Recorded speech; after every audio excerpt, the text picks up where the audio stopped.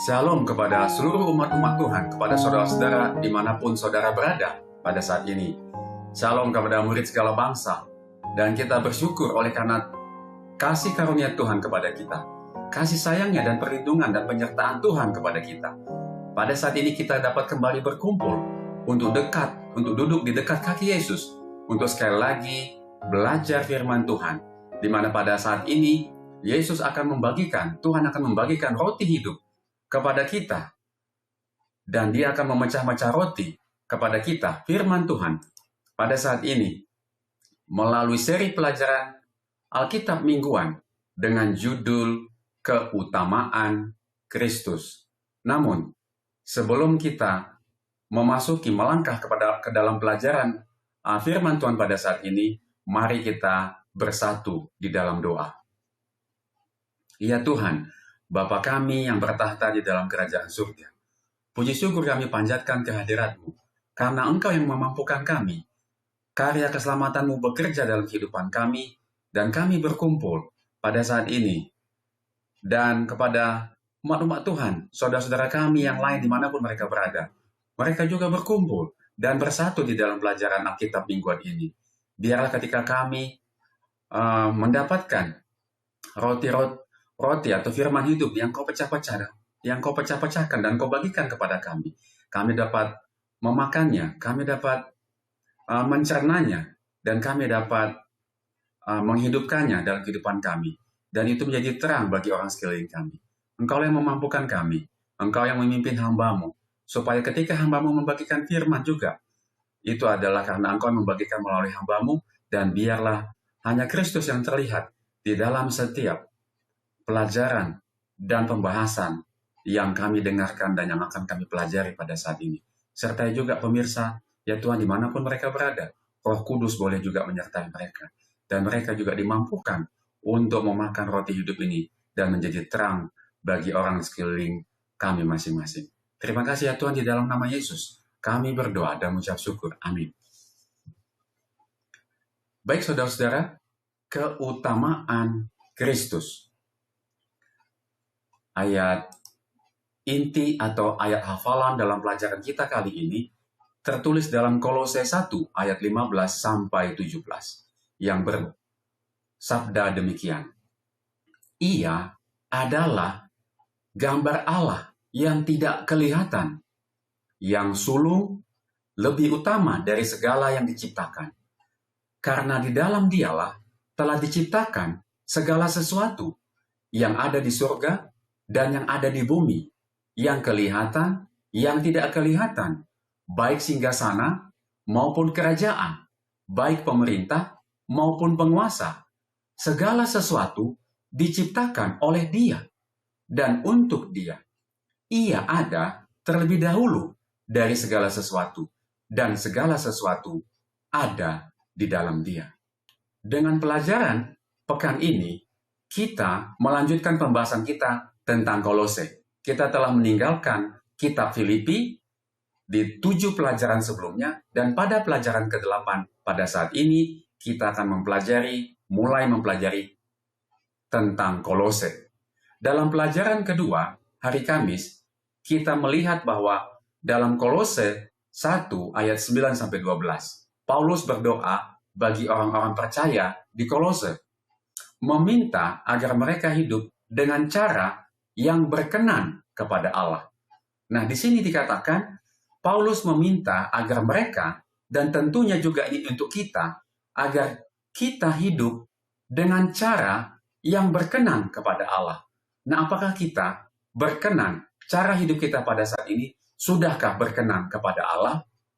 Kemudian dalam ayat 12 dan 13, ia membandingkan 2 hal, yaitu terang dan kegelapan, yaitu kerajaan terang di Kolose 1 ayat 12 dan kekuasaan kegelapan di Kolose 1 ayat 13. Allah Bapa telah melayakkan kita untuk mengambil bagian dalam warisan kekal dari kerajaan terang, membebaskan kita dari kuasa kegelapan, dan memindahkan kita ke dalam kerajaan anaknya yang dikasihi. Di dalam Dia, kita memiliki penebusan. yaitu pengampunan dosa. Kolose 1 ayat 13 sampai 14. Inilah kabar baik bagi kita, manusia yang jatuh ke dalam dosa, bahwa kita memiliki penebusan, pengampunan dosa di dalam Dia, di dalam Yesus Kristus. Dengan kata lain, di dalam pribadi Yesus, yang juga adalah Allah Sang Pencipta, kita memiliki penebusan. Dialah yang mengerjakan penebusan kita. Dan melalui iman kepadanya, percaya kepadanya, kita telah dipindahkan dari dunia kegelapan ke dalam kerajaan anaknya yang terkasih, ke dalam kerajaan terang. Pekan ini kita akan mempelajari salah satu pernyataan paling komprehensif dan luhur tentang Yesus dalam Perjanjian Baru. Apa arti dari pernyataan? Perhatikan saudara, bahwa Yesus adalah gambar Allah yang tidak kelihatan, namun juga yang sulung dari segala yang diciptakan. Jadi kita akan mempelajari apa artinya bahwa Yesus adalah gambar Allah yang tidak kelihatan. Saudara-saudara, jangan beranjak dari pelajaran ini. Saudara tetap ikuti, kita akan melangkah kepada pelajaran hari Minggu untuk mengetahui selanjutnya apa arti gambar Allah yang tidak kelihatan. Di pelajaran hari Minggu, gambar Allah yang tidak kelihatan. Ketika kita melihat sebuah cermin atau foto, tentunya kita akan melihat gambar diri kita sendiri. Dikatakan tetapi itu hanyalah gambar dua dimensi yang datar. Dalam beberapa aspek, sebuah patung memang memberikan gambaran yang lebih jelas. Ya, tadi dari gambar, kemudian masuk ke dalam patung, gambarannya atau penglihatan kita lebih jelas. Namun katanya, kita dapat tahu bahwa itu tetap jauh dari realitas yang hidup, bernafas, dan bergerak. Konsep Alkitab mengenai gambar, meskipun terkadang merujuk pada representasi yang lebih sederhana, itu menunjukkan sesuatu yang lebih luas lagi. Bacalah Kejadian 1 ayat 26-27, Kejadian 5 ayat 3, dan 1 Korintus 15 ayat 49, kemudian 2 Korintus 3 ayat 18, dan Ibrani 10 ayat 1. Rangkumkanlah berbagai makna gambar dalam ayat-ayat ini. Bagaimanakah makna tersebut berbeda dari gambaran Yesus sebagai gambar Allah? Mari kita baca ayat-ayat berikut. Kejadian 1 ayat 26-27. Berfirmanlah Allah, baiklah kita menjadikan manusia menurut gambar dan rupa kita, supaya mereka berkuasa atas ikan-ikan di laut dan burung-burung di udara, dan atas ternak, dan atas seluruh bumi, dan atas segala binatang melata yang merayap di bumi. Maka Allah menciptakan manusia itu menurut gambarnya. Menurut gambar Allah diciptakannya, dia laki-laki, dan perempuan diciptakannya mereka. Setelah Kejadian 5 ayat 3, setelah Adam hidup 130 tahun, ia memperanakkan seorang anak laki-laki menurut rupa dan gambarnya, lalu memberi nama Set kepadanya. 1 Korintus 15 ayat 49. Sama seperti kita telah memakai rupa dari yang alamiah, demikian pula kita akan memakai rupa dari yang surgawi. Rupa itu adalah juga sama dengan gambar. 2 Korintus 3:18, dan kita semua mencerminkan kemuliaan Tuhan dengan muka yang tidak berselubung, dan karena kemuliaan itu datangnya dari Tuhan yang adalah Roh, maka kita diubah menjadi serupa dengan gambarnya dalam kemuliaan yang semakin besar. Ibrani 11:1, di dalam hukum Taurat hanya terdapat bayangan saja dari keselamatan yang akan datang, dan bukan hakikat dari keselamatan itu sendiri. Karena itu, dengan korban yang sama, yang setiap tahun terus-menerus dipersembahkan, hukum Taurat tidak mungkin menyempurnakan mereka yang datang mengambil bagian di dalamnya.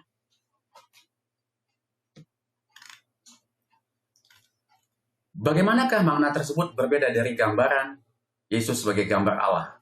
Manusia diciptakan untuk menyerupai Allah. Sejauh yang memungkinkan secara fisik, rohani, relasional, dan fungsional. Namun, semua itu hanya mencerminkan gambar Allah dalam aspek-aspek tertentu. Dan dosa telah merusaknya. Tetapi Yesus memampukan kita untuk melihat Allah yang tidak kelihatan. Jadi, dengan melihat Yesus, melihat karakternya, sifatnya, teladannya, hidupnya, kita dikatakan melihat Allah, Bapa surgawi yang tidak kelihatan. Barang siapa melihat aku, kata Yesus, ia telah melihat Bapa. Yohanes 14 ayat 9. Ia adalah gambaran wujud Allah. Ibrani 1 ayat 3. Ia adalah pikiran Allah yang dapat didengar dan karakter Allah yang dapat dilihat. Bacalah Matius 11 ayat 27 dan Yohanes 1 ayat 1 dan ayat 2 ayat 14 dan ayat 18 dari Yohanes 1. Apakah yang membuat Yesus satu-satunya yang dapat menyatakan Bapa? Mari kita baca. Matius 11 ayat 27. Semua telah diserahkan kepadaku oleh Bapakku, dan tidak seorang pun mengenal anak selain Bapa, dan tidak seorang pun mengenal Bapa selain anak, dan orang yang kepadanya anak itu berkenan menyatakannya. Yohanes 1 ayat 1 sampai 2. Pada mulanya adalah firman. Firman itu bersama-sama dengan Allah, dan firman itu adalah Allah. Ia pada mulanya bersama-sama dengan Allah. Yohanes 1 ayat 14. Firman itu telah menjadi manusia. Berarti Allah telah menjadi manusia dan diam di antara kita pada saat kedatangannya yang pertama. Dan kita telah melihat kemuliaannya, yaitu kemuliaan yang diberikan kepadanya sebagai anak tunggal Bapa, penuh kasih karunia dan kebenaran. Yohanes 1 ayat 18. Tidak seorang pun yang pernah melihat Allah, tetapi anak tunggal Allah, yaitu Yesus yang ada di pangkuan Bapa, dialah yang menyatakannya. Perhatikan cara lain Yesus menggambarkan hubungannya dengan Bapa, dengan Allah Bapa. Bapakku bekerja sampai sekarang, maka aku pun bekerja juga. Yohanes 5 ayat 17. Aku dan Bapa adalah satu. Yohanes 10 ayat 30. Tidak seorang pun yang datang kepada Bapa kalau tidak melalui aku. Yohanes 14 ayat 6. Yesus juga berulang kali menggambarkan dirinya dalam arti mutlak sehubungan dengan nama Allah. Aku adalah aku. Lihat Keluaran 3 ayat 14. Akulah roti hidup. Yohanes 6 ayat 35. Akulah terang dunia. Yohanes 8 ayat 12. Akulah gembala yang baik. Yohanes 10 ayat 11 dan 14. Akulah kebangkitan dan hidup. Yohanes 11 ayat 25. Aku di dalam Bapa dan Bapa di dalam aku. Yohanes 14 ayat 11. Serta sebelum Abraham jadi, sebelum Abraham lahir dan hidup ke dunia, kata Yesus di dalam Yohanes 8 ayat 58, aku telah ada. Jika Yesus bukan Allah itu sendiri, bukankah itu berarti bahwa Bapa hanya mengutus makhluk ciptaan untuk mati bagi kita? Mengapa hal ini sangat berbeda secara radikal dan penting dibandingkan dengan Allah sendiri dalam pribadi Kristus yang mati bagi kita? Jadi kalau bukan Yesus itu bukan Allah, apa dan siapa yang dia utus untuk mati bagi kita? Dan apakah dia mampu menyelamatkan kita? Dan apa artinya ini? Ya, karena bukan Allah sendiri yang turun untuk menyelamatkan kita, manusia berdosa, ciptaan Allah. Ya, mari kita lihat apa yang bisa dibagikan dalam pemikiran yang bisa dibagikan, jawaban untuk pertanyaan ini. Jika Yesus hanyalah makhluk ciptaan, ya, memang pada saat ini ada yang mempercayai bahwa Yesus itu bukan Allah. Dia adalah makhluk ciptaan. Nah, jika Yesus hanyalah makhluk ciptaan, bahkan yang paling mulia sekalipun, maka saudara perhatikan, pertama, kasih Allah menjadi dipertanyakan. Kenapa? Allah akan terlihat seperti hakim yang mengorbankan pihak ketiga untuk menanggung kesalahan pihak lain. Berarti bukan dia sendiri yang turun. Namun karena Yesus adalah Allah, maka Allah sendiri yang mengambil tanggung jawab atas kerusakan yang disebabkan oleh dosa. Itu adalah kasih yang bersifat pengorbanan diri, self-sacrificing love, ya, sacrificing love, mengorbankan dirinya sendiri, bukan pengorbanan orang lain. Jadi, untuk dapat menyelamatkan manusia, itu Allah harus yang turun sendiri. Dan kenapa dia harus turun sendiri? Dalam bentuk kehadiran Yesus di dunia ini, karena kita telah berdosa, tidak mungkin Allah sendiri yang turun ke dunia ini karena tidak akan ada yang sanggup untuk bertemu dengan dia. Oleh sebab itu, keilahian dibungkus dengan apa? Kedagingan manusia, daging dan darah, supaya dia dapat menyelamatkan kita, dan dia dapat mati di kayu salib. Jadi, kalau Yesus itu adalah makhluk ciptaan, maka kasih Allah menjadi dipertanyakan. Ya, itu yang pertama. Yang kedua, nilai penebusan menjadi terbatas. Nyawa seorang ciptaan, betapapun sucinya, dikatakan firman Tuhan katakan tidak akan pernah cukup untuk menebus seluruh umat manusia dari segala zaman. Hanya nyawa Sang Pencipta, Allah sendiri, Bapa sendiri, yang memiliki nilai yang tak terbatas untuk menanggung dosa yang tak terbatas. Karena iblis menyatakan bahwa hukum Allah tidak dapat ditaati dan manusia tidak dapat menyelamatkan dirinya sendiri, oleh karena manusia akhirnya jatuh ke dalam dosa, maka Allah menjadi manusia, Bapa turun ke dunia menjadi manusia untuk membuktikan bahwa hukum Allah dapat dituruti, dan sekaligus dia juga menyatakan penebusan untuk mengklaim bahwa manusia adalah miliknya.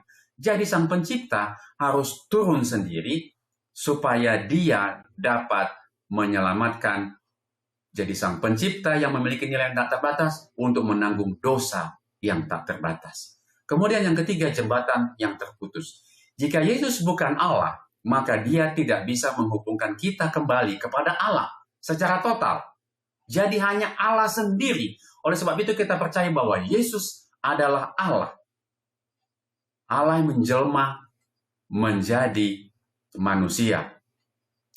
Bagi beberapa teman-teman atau sahabat-sahabat kita, saudara-saudara kita, ya kan Allah itu kan maha bisa melakukan segala sesuatu. Ya, dia bisa saja menjadi siapa saja untuk turun ke dunia ini. Kenapa dipertanyakan ketidakterbatasannya dia?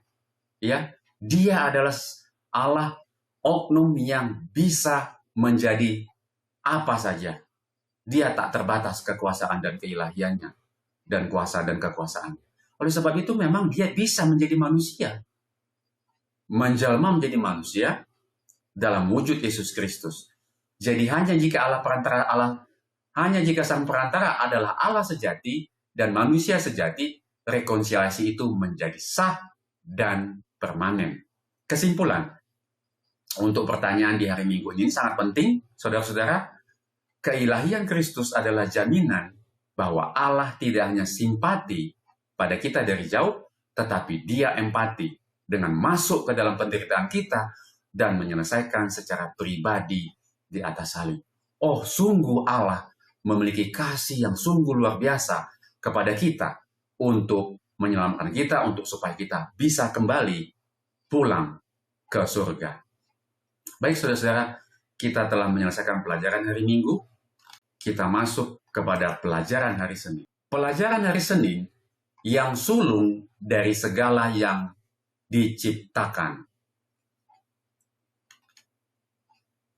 Dalam Perjanjian Baru, istilah anak sulung atau yang sulung hampir selalu merujuk kepada Yesus.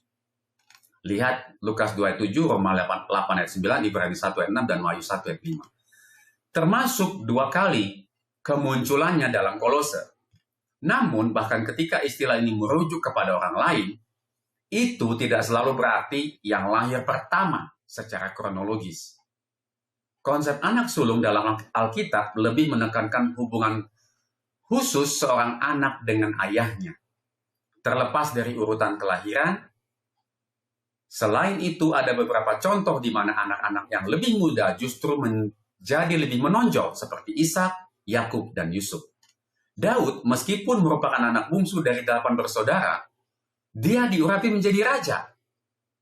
Dan melalui pemazmur Allah berfirman, aku pun juga akan mengangkat dia menjadi anak sulung, menjadi yang maha tinggi di antara raja-raja bumi. Dia juga berfirman kepada Musa, Israel ialah anakku, anakku yang sulung. Dalam pengertian ini, istilah anak sulung mengandung makna keutamaan atau kedudukan tertinggi. Jadi bukan selalu karena dia lahir lebih dahulu, tetapi yang lebih dimaknai secara alkitabiah adalah bahwa dia memiliki keutamaan atau kedudukan tertinggi. Bacalah Kolose 1 ayat 15-17. Apakah alasan yang Paulus berikan untuk menyebut Yesus sebagai yang sulung lebih utama dari segala yang diciptakan? Mari kita baca. Ia adalah gambar Allah yang tidak kelihatan, yang sulung lebih utama dari segala yang diciptakan. Karena di dalam dialah telah diciptakan segala sesuatu yang ada di surga dan yang ada di bumi, yang kelihatan dan yang tidak kelihatan, baik singgasana maupun kerajaan, baik pemerintah maupun penguasa. Segala sesuatu diciptakan oleh dia dan untuk dia. Ia ada terlebih dahulu dari segala sesuatu dan segala sesuatu ada di dalam dia. Jelas bahwa Paulus tidak bermaksud menyatakan bahwa Yesus adalah makhluk pertama yang diciptakan. Sebaliknya, ia dengan tegas menolak kemungkinan itu. 2 kali dalam 2 cara berbeda, ia mengatakan bahwa Yesus menciptakan segala sesuatu. Dalam segala sesuatu diciptakan oleh dia dan untuk dia. Dalam kedua pernyataan ini, Yesus disebut sebagai pribadi yang secara langsung menjadi perantara melalui siapa Allah melaksanakan proses penciptaan. Pernyataan Paulus mencakup segala aspek yang mungkin. Segala sesuatu berarti semuanya secara ruang, langit, dan bumi. Secara ontologis yang kelihatan dan yang tidak kelihatan. Dan secara fungsional, tahta, kekuasaan, pemerintah, penguasa. Istilah terakhir biasanya merujuk pada para malaikat. Seolah-olah untuk memastikan bahwa ia tidak disalahpahami. Paulus juga menegaskan bahwa Yesus terlebih dahulu ada dari segala sesuatu. Istilah Yunani ini dapat berarti keutamaan atau kedudukan maupun keutamaan dalam waktu, tetapi dalam setiap penggunaan lainnya dalam tulisan Paulus, istilah ini selalu merujuk pada waktu. Alasan lain yang diberikan Paulus untuk keutamaan Yesus adalah bahwa segala sesuatu ada di dalam dia. Kata Yunani, synestemi, secara harfiah berarti menghimpun, menyatukan. Yesus adalah faktor pemersatu alam semesta, bukan hanya karena perannya sebagai pencipta, tetapi juga karena dia, yaitu Yesus, adalah penebus. Allah Sang Pencipta telah mati bagi kita. Apakah yang dapat ditambahkan oleh perbuatan kita kepada hal itu? Ini pertanyaan hari Senin. Mengapa bahwa gagasan perbuatan kita dapat menambahkan sesuatu kepada apa yang telah Kristus lakukan? Bagi kita, itu dianggap sebagai menghujat. Mari kita lihat apa yang bisa kita berikan untuk menjawab pertanyaan ini. Kenapa dianggap sebagai itu adalah perbuatan menghujat? Yang pertama, itu berarti merendahkan nilai korban Kristus. Jika perbuatan kita seperti ketaatan pada hukum, amal, atau ritual, ya, diperlukan untuk melengkapi keselamatan, itu berarti kematian Allah di atas kayu salib, di atas salib dianggap tidak cukup. Ini seolah-olah mengatakan bahwa darah Sang Pencipta memiliki cacat yang perlu ditambah oleh usaha manusia yang berdosa. Karena merendahkan nilai korban Kristus, ini dianggap sama dengan menghujat. Kemudian yang kedua, ketidakterbandingan, yaitu infinite yang tidak terbatas versus finite yang terbatas. Yesus adalah Sang Pencipta yang kekal.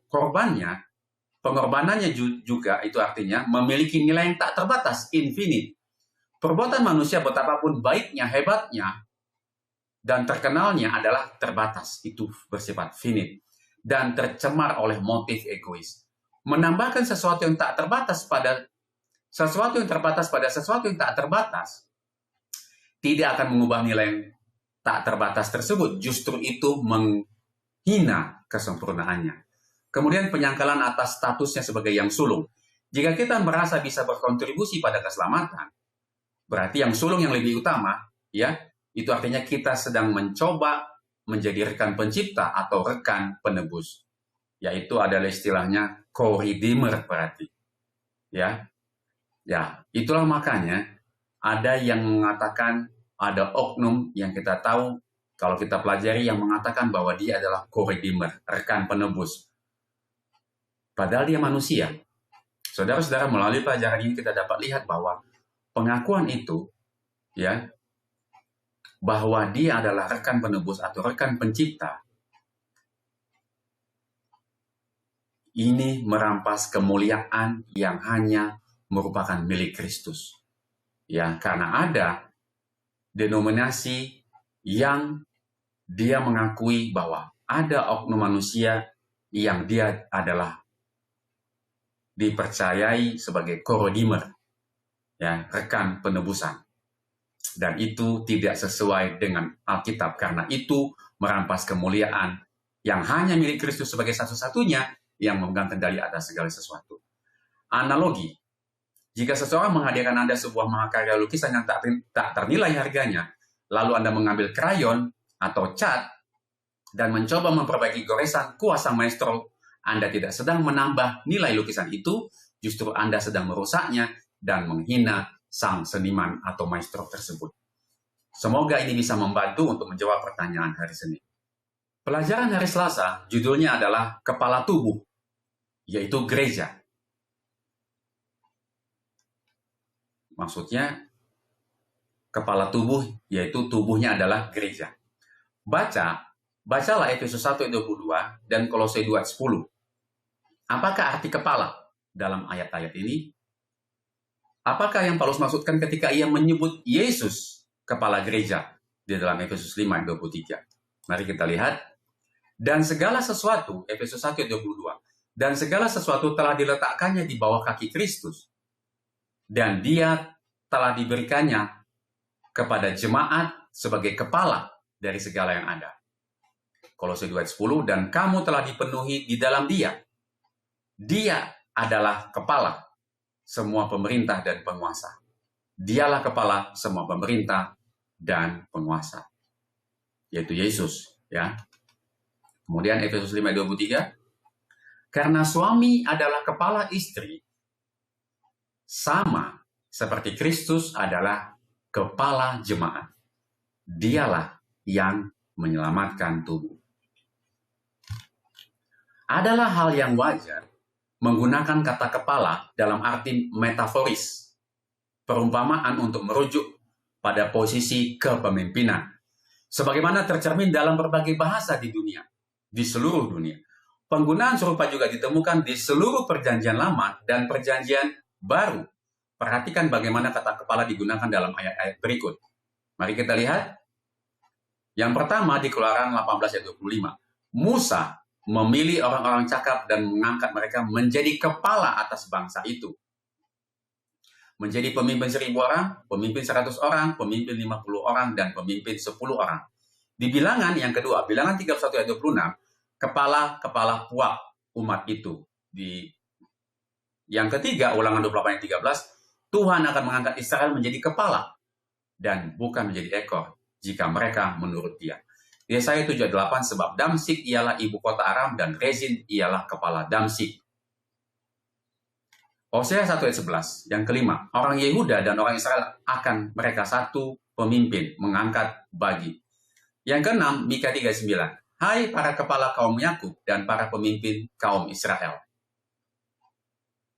Yang ketujuh, 1 Korintus 11 ayat 3. Kepala dari tiap-tiap laki-laki ialah Kristus. Nah, kita dapat lihat beberapa ayat ini contoh-contoh mengenai kepala yang semuanya merujuk kepada tadi. Yang dikatakan bahwa ini menunjuk kepada apa? Pemimpin. Ya, posisi kepemimpinan. Ya. Dari ayat-ayat ini. Kemudian kita lanjut pembahasannya. Dengan demikian, Kristus artinya berarti sebagai kepala gereja itu artinya memberikan kepemimpinan, bimbingan, dan pemeliharaan bagi kesatuan serta pertumbuhan gereja, yaitu tubuhnya. Tadi kan gereja itu adalah tubuhnya, Kolose 2:19. Bacalah 1 Korintus 12 ayat 12-27. Di sini Paulus juga menggambarkan gereja sebagai tubuh, sebuah tubuh. Aspek apa sajakah tentang gereja yang disampaikan melalui metafora ini? Mari kita baca 1 Korintus 12 ayat 12-27. Karena sama seperti tubuh itu satu dan anggota-anggotanya banyak, dan segala anggota itu sekalipun banyak merupakan satu tubuh, demikian pula Kristus. Sebab dalam satu roh kita semua, baik orang Yahudi maupun orang Yunani, baik budak maupun orang merdeka, telah dibaptis menjadi satu tubuh, dan kita semua diberi minum dari satu roh. Karena tubuh juga tidak terdiri dari satu anggota, tetapi atas banyak anggota. Andai kata kaki berkata, karena aku bukan tangan, aku tidak termasuk tubuh. Jadi benarkah ia tidak termasuk tubuh? Dan andai kata telinga berkata, aku bukan mata, aku tidak termasuk tubuh. Jadi benarkah ia tidak termasuk tubuh? Andai kata tubuh seluruhnya adalah mata, di manakah pendengaran? Andai kata seluruhnya adalah telinga, di manakah penciuman? Tetapi Allah telah memberikan kepada anggota masing-masing secara khusus suatu tempat pada tubuh, seperti yang dikehendakinya. Andai kata semuanya adalah satu anggota, di manakah tubuh?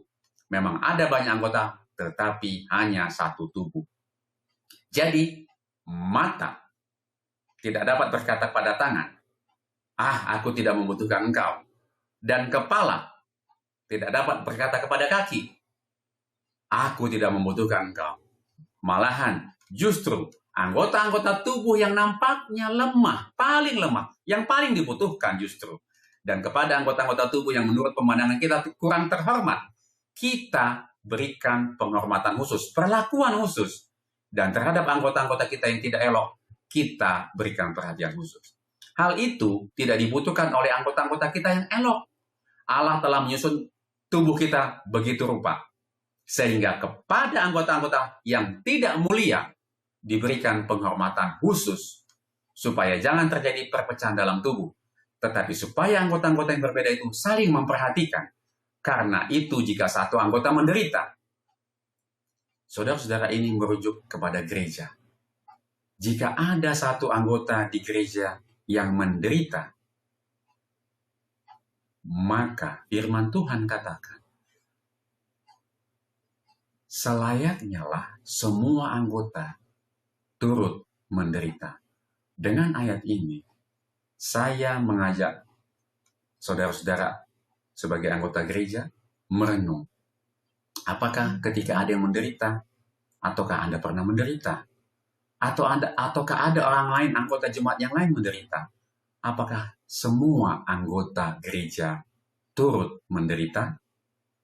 Jika satu anggota dihormati, semua anggota turut bersuka cita. Firman Tuhan katakan di ayat 27 yang terakhir, kamu adalah tubuh Kristus. Jangan lupa itu. Kamu adalah tubuh Kristus. Saya dan saudara adalah tubuh Kristus. Dan kamu, kita semua masing-masing adalah anggotanya. Di mana Kristus adalah kepala. Dialah yang memimpin kita. Sama seperti tubuh tidak dapat hidup tanpa kepala. Tapi seringkali kita berjalan seperti tubuh tanpa kepala. Karena kita sering berjalan tanpa meminta nasihat kepada Yesus. Pernahkah saudara melihat tubuh berjalan tanpa kepala? Tidak ada. Ya, artinya ya mati pastinya orang tubuh tanpa kepala. Ketika ada bagian tubuh yang hilang atau cedera, hidup bisa menjadi jauh lebih sulit, apalagi tanpa kepala. Kita sering tidak menyadari betapa pentingnya sesuatu sampai kita kehilangannya. Saudara-saudara, firman Tuhan, pelajaran firman Tuhan pada saat ini memanggil saudara dan saya, memanggil kita. Hendaklah kita selalu mengutamakan Yesus Kristus di dalam kehidupan kita. keutamaan Kristus. Ya, pelajaran kita berjudul keutamaan Kristus. Pada saat ini kita dipanggil. Seringkali kita berjalan tanpa Kristus. Dan ketika kita mengalami kehilangan, barulah kita tahu dan barulah kita sadar. Pertanyaan di hari Selasa. Seandainya Anda harus menyerahkan salah satu anggota tubuh atau mata, apakah yang akan Anda pilih? Apakah yang dikatakan hal ini kepada Anda? Tentang betapa pentingnya arti tiap-tiap orang sebagai anggota gereja. Mari kita lihat apa yang bisa saya bagikan di dalam pertanyaan di hari Selasa ini. Jawabannya tidak satupun. Ya. Kita tidak akan pernah mau kehilangan jari kelingking sekalipun. Karena meskipun kecil, kehilangannya akan mengganggu keseimbangan dan kenyamanan seluruh tubuh. Pesan kita di dalam gereja, seringkali kita merasa tidak penting karena kita tidak memiliki karunia yang terlihat, seperti berkhotbah atau memimpin. Namun dalam tubuh Kristus, yang pertama, tidak ada anggota yang cadangan. Saudara-saudara ingat, baik kepada para pendeta sebagai pemimpin jemaat, kepada elder, kepada ketua jemaat, kepada majelis, kepada seluruh ketua jemaat, ingat, yang pertama, tidak ada anggota cadangan. Ya, kita juga tidak mau dikatakan jadi backup atau cadangan ya, ban serap. Ya, tidak ada anggota cadangan. Anda ada di dalam gereja karena kepala, yaitu Kristus. Menempatkan Anda di sana dengan maksud tertentu. Yang kedua, anggota yang lemah justru dikatakan tadi sangat penting. Paulus mencatat bahwa anggota yang tampaknya paling lemah atau tidak terhormat seringkali adalah yang justru paling kita butuhkan. Tapi bagaimana prakteknya di gereja? 1 Korintus 12 ayat 22-23. Mari kita renungkan yang kedua. Yang ketiga, kehadiran Anda adalah keharusan.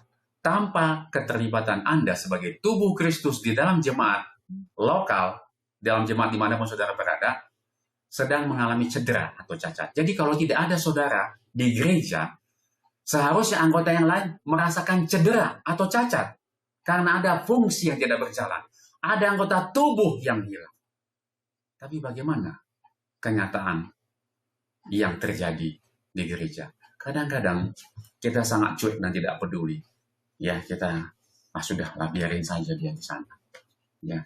Kita tidak menangis ketika ada anggota gereja yang tidak hadir, apalagi karena sakit hati atau karena tidak diperlakukan dengan baik dan benar. Kita tidak peduli.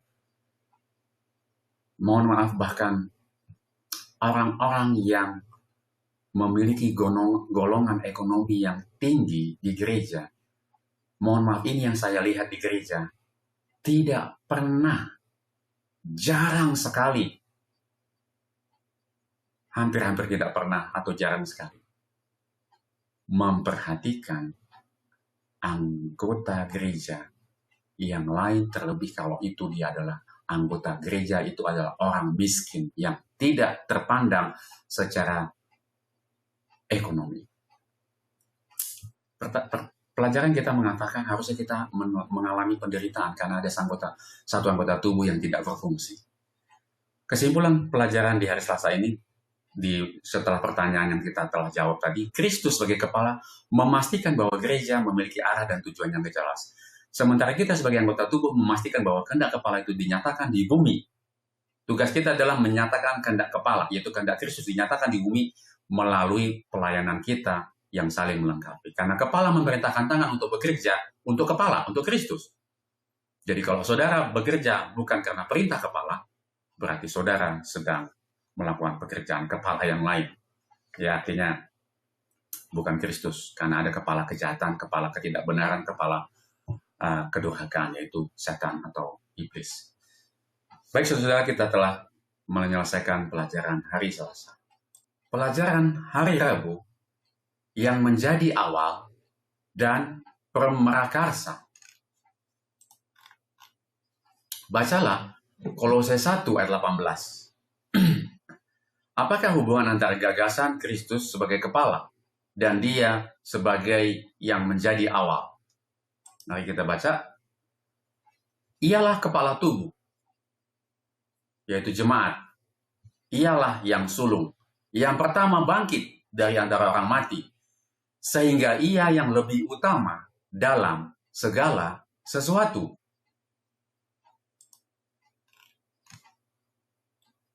Dalam bahasa Ibrani, kata untuk kepala, ros, dan pada mulanya, resit, memiliki keterkaitan.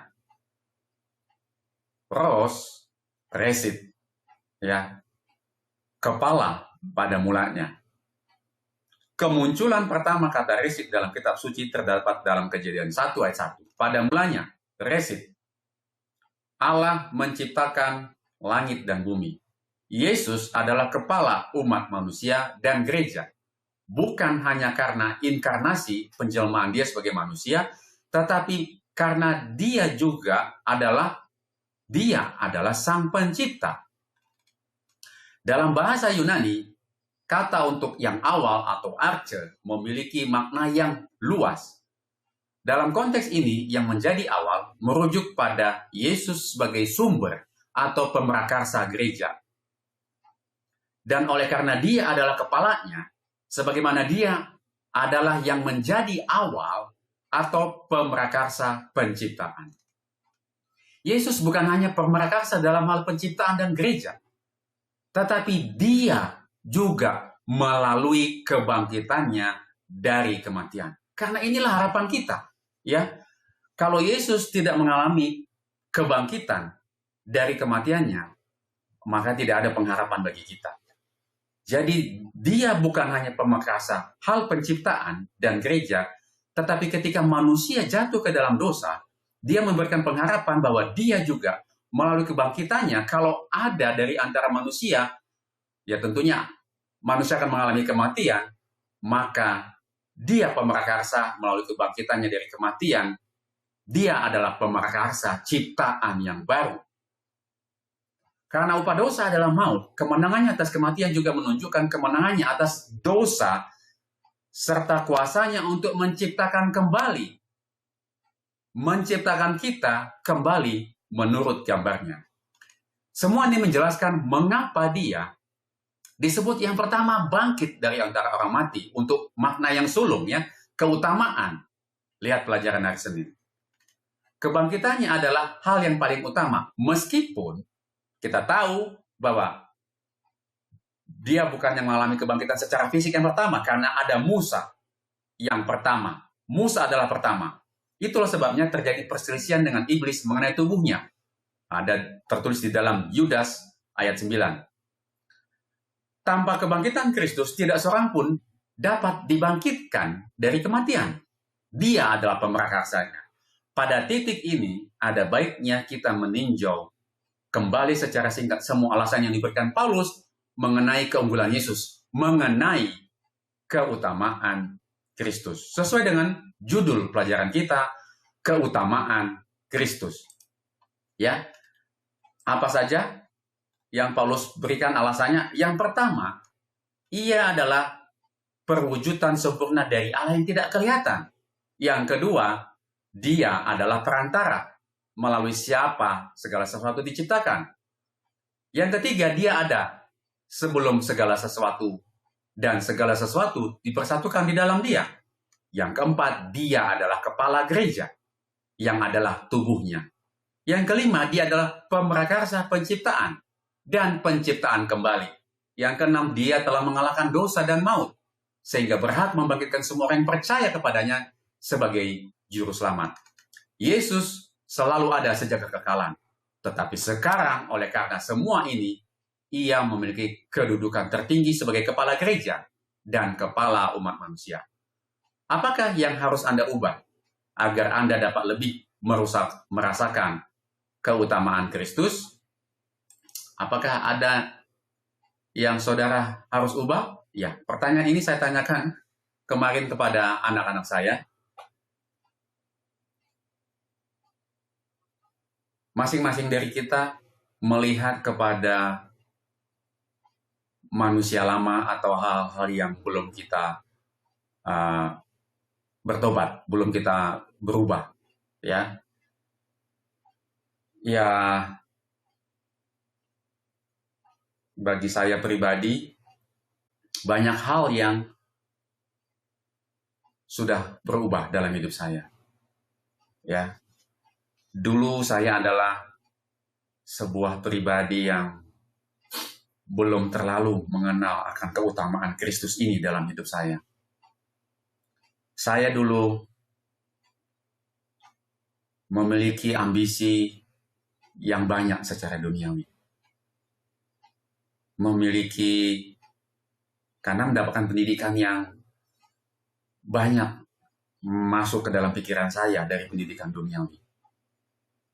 Tetapi ketika keutamaan Kristus masuk hati, ketika saya mengenal Yesus lebih dalam lagi, dan dia menjadi yang utama dalam hidup saya. Nah, sama seperti yang Paulus katakan, dulu dia kuanggap keuntungan, tetapi sekarang kuanggap sampah dan kerugian. Tetapi dulu yang kuanggap sebagai kerugian atau sampah, justru sekarang ternyata adalah kemuliaan. Ya, dulu saya adalah pribadi yang banyak meluangkan waktu untuk mencari ambisi dunia, untuk mendapatkan uang banyak, mapan atau bahkan lebih secara ekonomi. Tetapi sekarang secara pribadi saya mengatakan bahwa setelah saya melihat bahwa Kristuslah harus yang menjadi utama di dalam hidup saya banyak meninggalkan hal-hal yang merupakan saya dapatkan dari pendidikan dunia. Tetapi pertanyaannya saat ini adalah, apakah yang harus Anda ubah agar Anda dapat lebih merasakan keutamaan Kristus? Apa yang harus Anda ubah? Ya, masih banyak. Ya, bagi anak-anak muda, saya memanggil saudara-saudara. Yang harus diubah adalah, saya sangat sedih karena banyak sekali anak muda sekarang terlalu banyak melihat handphone dan media sosial yang tidak ada hubungannya dengan kerohanian. Tidak ada hubungannya dengan pembangunan tubuh Kristus, jemaat. Tidak ada hubungannya sama sekali. Jadi saya memanggil anak-anak, dan mungkin juga banyak, nggak cuma anak-anak, orang tua juga. Terlalu banyak media sosial, pandangan mereka terlalu banyak kepada dunia. Bukankah kita harus mengubah pandangan kita? Lebih banyak membaca yang bersifat roti atau firman, supaya hidup kita lebih merasakan keutamaan Kristus dalam hidup kita. Saya memanggil saudara-saudara, dan ini juga untuk saya. Marilah kita ubah pandangan kita. Luangkan waktu kita lebih banyak untuk apa? Mempelajari firman Tuhan. Karena sekarang sudah memasuki masa kesusahan yang sudah sangat banyak menyusahkan manusia pada saat ini. Tetapi banyak yang buta karena mereka tidak melihat berdasarkan lensa Alkitab. Jadi panggilannya adalah, mari kita mengubah pandangan kita supaya kita dapat merasakan keutamaan Kristus dalam hidup kita. Lebih banyak membaca firman Tuhan. Ajak anak-anak saudara, jangan lupa untuk selalu mesbah pagi dan petang. Ajak kepada kebaktian. Jangan lupa untuk ibadah, kebaktian kepada Tuhan. Baik, ini yang saya bisa bagikan untuk pelajaran hari Rabu. Ya, kita masuk kepada pelajaran hari Kamis. Pelajaran hari Kamis memperdamaikan segala sesuatu. Bacalah Kolose 1 ayat 19-20. Pendamaian apakah yang terjadi melalui salib dan seberapa luas cakupannya? Paulus menggunakan ungkapan yang menarik dalam bahasa Yunani untuk mengakhiri gambarannya tentang Yesus. Secara tidak langsung mengacu kepada Bapa kembali yang disebutkan dalam Kolose 1 ayat 12. Kepenuhannya untuk berdiam dalam Yesus itulah yang berkenan kepada Bapa. Bandingkan dengan Kolose 2 ayat 9. Apakah yang dimaksud dengan kepenuhan ini? Yohanes menyebutnya sebagai kemuliaan Bapa, penuh kasih karunia dan kebenaran, Yohanes 1 ayat 14. Namun berdasarkan ayat ini, kepenuhan tersebut mencakup banyak hal. itu mencakup kekekalan dan keberadaan diri Allah serta kuasanya untuk mencipta dan kembali menciptakan. Yang paling penting, hal itu menegaskan hikmatnya dalam mengalahkan dosa dan kematian melalui cara yang paling tak terbayangkan, yaitu salib. Dengan demikian, ia mengubah hal yang paling hina itu menjadi kesaksian tentang kasihnya yang kekal bagi setiap makhluk ciptaan. Karena begitu besar kasih Allah akan dunia ini, sehingga ia telah mengaruniakan anaknya yang tunggal, supaya setiap orang yang percaya kepadanya tidak binasa, melainkan beroleh hidup yang kekal. Yohanes 3 ayat 16. Satu-satunya cara agar dosa benar-benar dapat dikalahkan untuk selama-lamanya dan segala sesuatu yang dapat diperdamaikan, dirangkum dalam satu kebenaran yang mulia ini. Allah mengasihi, ia mengasihi alam semesta, dan ia begitu mengasihi kita, sehingga rela mengambil risiko terbesar untuk menyelamatkan kita melalui kematian Kristus di kayu salib. Saudara-saudara, di situ ada kata risiko terbesar. Karena kalau Yesus gagal menyelamatkan kita untuk kita dapat mendapatkan kembali hidup kekal itu, maka risikonya adalah maka dosa menjadi kekal kalau Yesus kalah di dalam pengorbanannya di kayu salib. Oleh sebab itu ada risiko.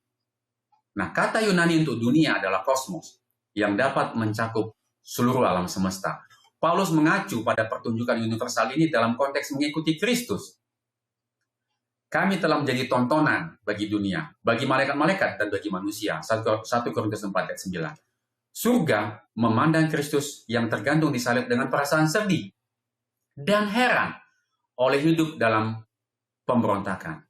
Setan dan segala orang yang bersatu dengan dia menempatkan diri mereka dalam keadaan yang tidak serasi dengan Allah, sehingga hadiratnya justru merupakan api yang menghanguskan bagi mereka. Kemuliaan dari dia yang kasih adanya akan membinasakan mereka.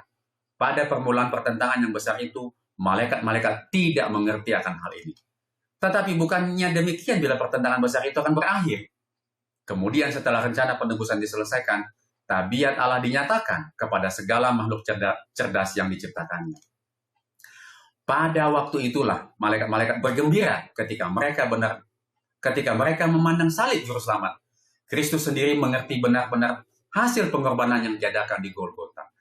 Kepada segala perkara inilah ia memandang ke depan. Ketika di atas salib, ia berseru, "Sudah selesai." Dikutip dari firman Tuhan, pena inspirasi Ellen G. White, Kerinduan Segala Zaman, Jilid 2, halaman 412 sampai 418. Puji Tuhan, kita telah menyelesaikan pelajaran hari Kamis. Kita masuk kepada pelajaran hari Jumat. Pelajaran hari Jumat, pendalaman. Seorang manusia biasa yang mengatakan hal-hal seperti yang Yesus katakan tidak mungkin menjadi seorang guru moral yang agung. Ia pasti seorang gila, setara dengan orang yang mengatakan bahwa dirinya adalah telur rebus atau ia adalah iblis dari neraka. Anda harus membuat pilihan. Orang ini adalah anak Allah, baik dulu maupun sekarang, atau ia seorang gila, atau bahkan sesuatu yang lebih buruk lagi. Anda dapat mendiamkannya karena kebodohan. Anda bisa meludahinya dan membunuhnya seperti seorang penjahat. Atau Anda bisa sujud di kakinya dan menyebutnya Tuhan dan Allah. Namun, janganlah kita datang dengan omong kosong yang merendahkan bahwa ia hanya seorang guru manusia agung. Ia tidak memberi pilihan itu. Ia tidak bermaksud demikian. Pernyataan ini dikutip dari C.S. Lewis, Mere Christianity, New York Collier Books, tahun 1952, halaman 41, jasmani dan tidak. Allah Bapa adalah seluruh kepenuhan kealahan, secara dapat dilihat oleh mata manusia fana. Anak Allah adalah keseluruhan kepenuhan kealahan yang dinyatakan. Firman Allah menyatakan dia sebagai wujud yang nyata dari pribadinya. Ellen G. White Evangelism, halaman 614. Kristus adalah putra anak yang telah ada sejak kekekalan dan dengan sendirinya, dan ada dengan sendirinya. Berbicara mengenai keberadaannya sebelum dunia dijadikan, Kristus membawa pikiran kita kembali ke masa yang tak terhingga. Ia meyakinkan kita bahwa tidak pernah ada waktu di mana ia tidak berada dalam persekutuan yang erat dengan Allah yang kekal. Ia adalah anak yang ia setara dengan Allah, tak terbatas dan maha kuasa, kekal dan ada dengan sendirinya. Ellen G. White Evangelism halaman 615. Puji Tuhan, kita telah menyelesaikan pelajaran hari Jumat bagian pendalaman dan kita masuk kepada pertanyaan-pertanyaan untuk diskusi. Ada 3 pertanyaan. Pertanyaan yang pertama kita bahas, renungkanlah lebih dalam tentang keilahian Yesus yang kekal. Renungkanlah implikasi dari seluruh rencana keselamatan dan makna pengorbanan di kayu salib seandainya Yesus bukan Allah yang kekal. Pribadi yang tidak pernah diciptakan tetapi telah ada sejak kekekalan. Mengapa ajaran ini begitu penting? Dalam kelas atau kelompok diskusi atau pelajaran Alkitab, diskusikanlah apa artinya jika pada kenyataannya Yesus tidak kekal. Tetapi dalam bentuk tertentu, ia sendiri diciptakan. Sekali lagi, apakah yang hilang dalam pemikiran semacam itu? Ya, ini sebenarnya tadi sudah sempat ditanyakan di bagian awal ya.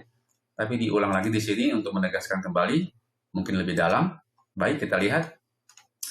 Implikasi jika Yesus bukan Allah yang kekal. Yang pertama, kasih Allah menjadi murah. Jika Allah hanya mengutus pihak ketiga atau ciptaan untuk menderita, maka kasih Allah tidak benar-benar diuji. Namun karena Yesus adalah Allah yang kekal, maka Allah sendiri yang membayar harga. Salib adalah bukti bahwa Allah tidak menuntut pengorbanan dari orang lain, melainkan memberikan dirinya sendiri. Yang kedua, ketidakmampuan menanggung dosa.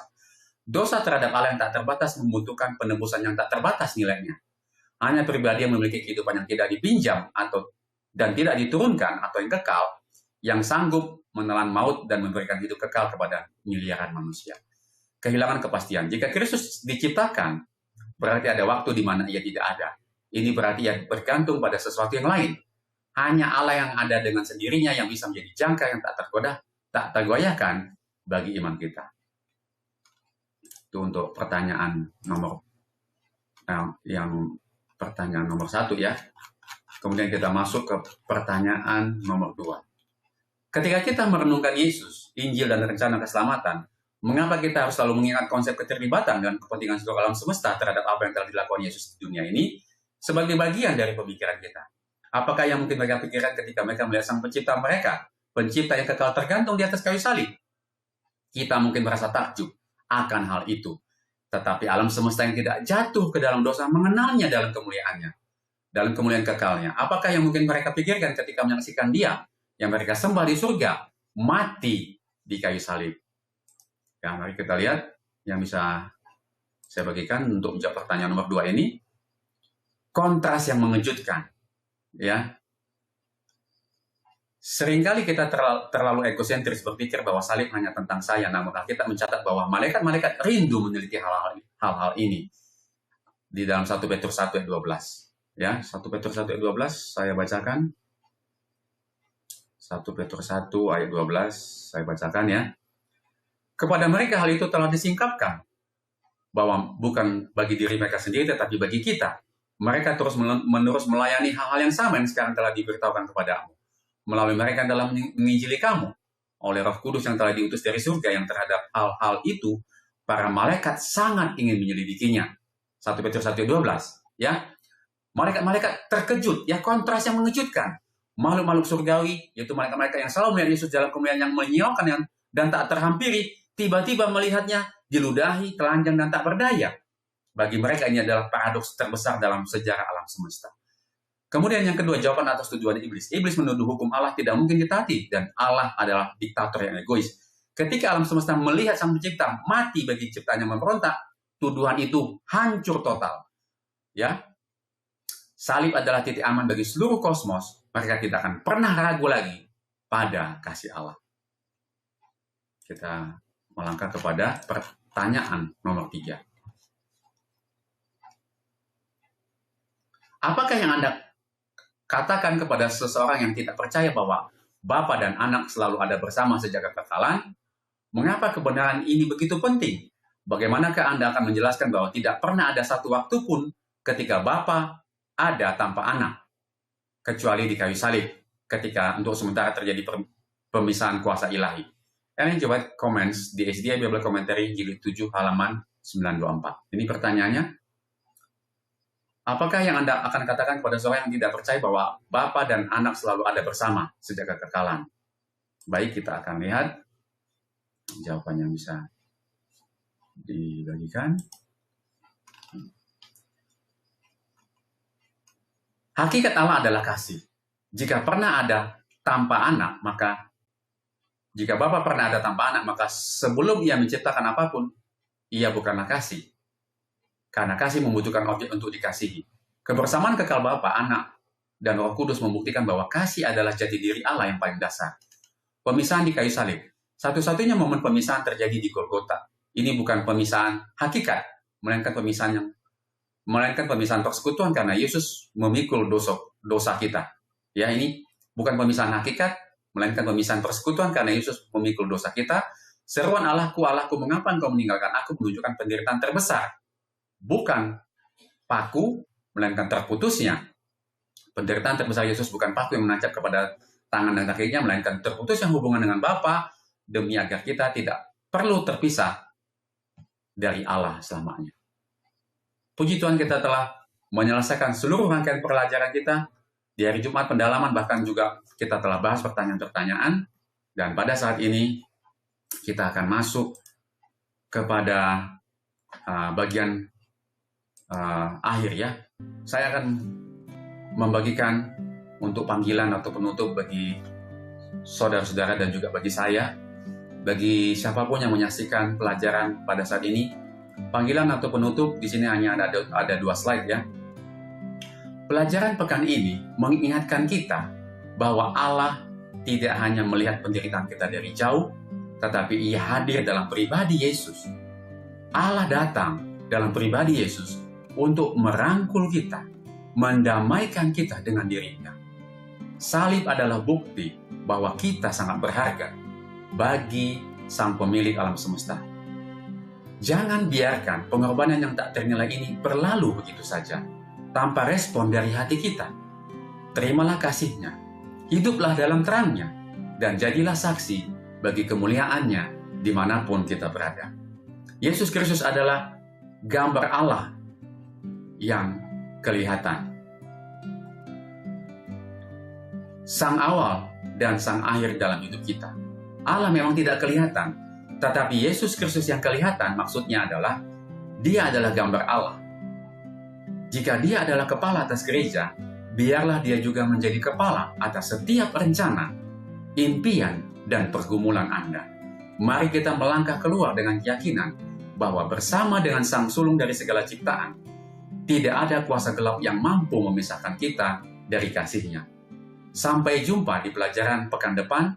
Tetaplah tinggal di dalam Kristus, dan Tuhan memberkati kita semua. Mari kita tutup dengan doa. Ya Tuhan, Bapa kami yang bertahta di dalam kerajaan surga, terima kasih ya Tuhan atas segala berkat dan pimpinan Tuhan.